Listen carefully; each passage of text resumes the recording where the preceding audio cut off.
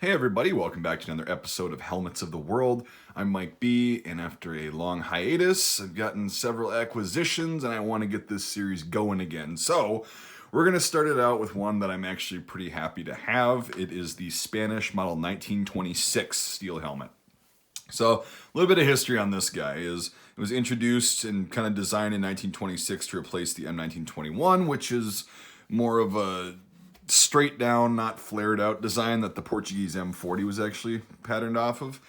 So this is designed to replace that. It's a little bit smaller and different. I don't have an M21. Someday I will, and I'll do a comparison. But anyway, that's the whole purpose of it being designed. And it was manufactured at the National Arsenal of Artillery in Trubia. I'm just gonna say Trubia because I don't speak Spanish. Sorry. And it does feature the flared sides versus the older M21. That's the main difference. I know I've already said that, but it's very important to distinguish when you're looking at photographs. That's the best and easiest, fastest way to distinguish an M21 from an M26 from an M42. So, yeah, it was officially adopted and started to be mass produced in 1930, and it was also very commonly used in the Spanish Civil War that went from July 1936 to April 1939. So you see a lot of pictures of Spanish, I guess, fighters, we'll call them, not all of them were soldiers, in the Spanish Civil War, and a lot of them, you can look at their pictures and see this profile of helmet right here. And then if you look from the front, you can see the flare, and you can be like, oh, that's an M1926. So they were very, very common. And after the Spanish Civil War, there was kind of, they wanted to make the military's helmets more uniform and stuff, but they still wanted to keep the old ones in case there was another war or anything. So in 1943, basically all the M1921s, 26s, and some other designs were pulled from service. They were replaced by the Model Z or the M42, basically.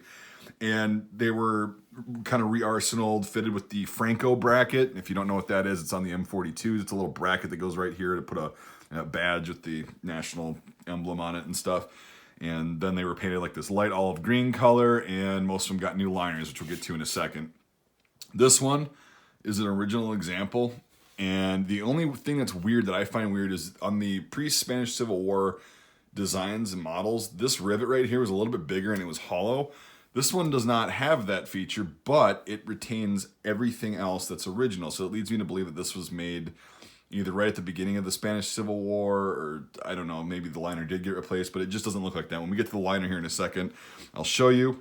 And it's got the original gray paint. It's not the olive drab. So they're really hard to get in this condition. And I'm just going to kind of take it off the head mount and show you a little bit more about this particular example. But hey, you know what? Once in a while, you get lucky at an auction. I got lucky at an online auction. They didn't know what this was. I wound up getting it for a fairly good price. It wasn't too terrible. So we'll take this off the little head mount, the creepy little head mount now. You can see it's just got the nice standard early 20th century European. It's basically a model 1916 liner. So it's a German style. It's got the little split pins right there with a leather band, and then you've got 3 leather crown pads, we'll call them. And then the gray paint, it's original. And this is why I said it doesn't look like the liner's been replaced, because the patina and the wear match the rest of the helmet pretty equally. Now, I don't know if this was hand painted, because this inside gray looks a little bit different, but it's still gray nonetheless. But it's definitely not an updated helmet because it doesn't have that bracket on the front. So you can see the chin strap is actually in decent shape on this one. This is about a size 57, 58. It's a very low profile helmet, believe it or not. They're very small. They look like they'd be bigger, right? Because they look like the German helmets. Well, actually, this is pre-M35 helmets, but very post M16 and 17. So yeah, it was influenced by that, but it was like a really compact shape. And I personally think, this is my opinion, this is not a fact, I think the Germans actually got the idea to make this more compact, from their old helmets, from the Spanish, because this is one of the earliest designs that actually looks like the Stahlhelm, and it's also a lot more compact. I don't know ballistically how it would perform. I'm not willing to shoot this one at all because of how rare and uncommon it is. But yeah, it'd be interesting to see if the Germans actually did. I mean, this one's got a raw edge on it, which is something the Germans said, okay, we're going to roll the M35. But other than that, it's very similar. It's got a very similar profile. It's a little bit more round and not as square. This is more square, but the overall shape is a little bit more round than the M35. But again, we're not comparing it to an M35. I can do that in another video. But that's what I think. I think the Germans got the overall concept for their World War II helmets from this one. So yeah, I'm really happy to have this in the collection. Hopefully you guys learned something.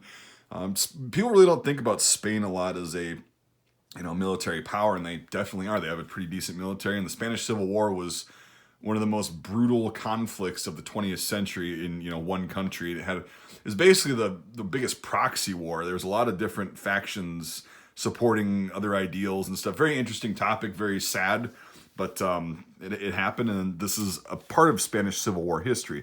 I guarantee you this was worn during that conflict, or at least issued to somebody during that conflict.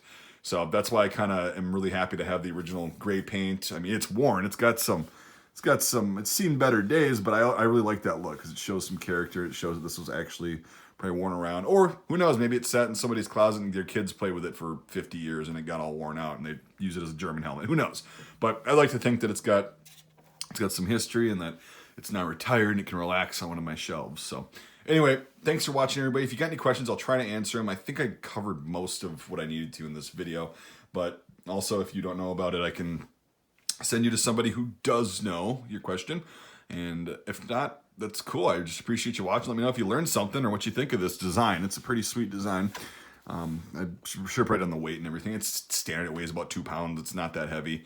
But anyway, thanks for watching, everybody. I really appreciate it. If you consider becoming a supporter on Patreon, that really helps this series and a lot of my shooting series on this channel grow and stay funded.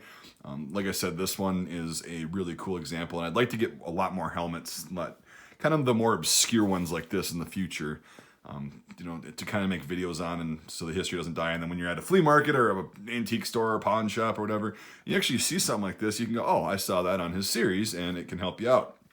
So anyway, thanks for watching, everybody. I appreciate it. Again, check out my Patreon, $1 a month, $12 a year, or $5 a month or more gets you access to my Discord server, which is pretty fun. We do a lot of cool things, do exclusive stuff on Patreon and Discord.